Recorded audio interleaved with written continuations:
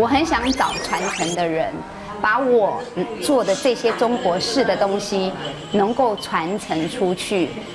邱碧兰这几年挑战的拼布作品，几乎脱离一般日本或欧美风格，很中国，很禅风，也很台湾。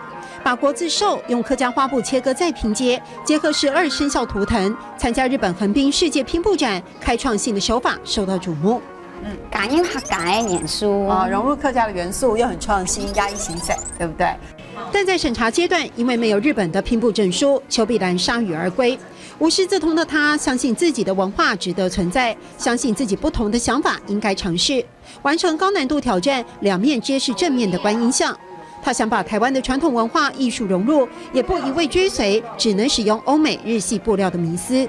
这有一些布，我必须自己染。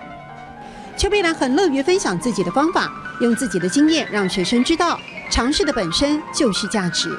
那布本来就漂亮了，你怎么做也都漂亮嘛，对不对？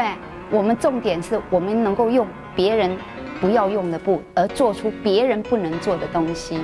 就像我女儿说，拼布本来就是拿不要的布来这样子缝缝补补啊。多余的窗帘布也能做成美丽的拼布包。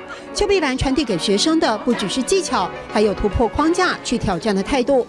罹患帕金森氏症的妇女独立完成了帽子，证明自己可以设定目标，然后去达到。你看他那么小啊，你看他做的东西有多大。无论是比硬币还小的拼布小老虎，或者是计划中要花上好几年才能完成的千手观音，邱碧兰怀抱的梦想还在不断延伸。自己摸索完成了迥异于美日风格的拼布，邱碧兰希望能够更加凸显台湾本土的特色，也创造更多可能。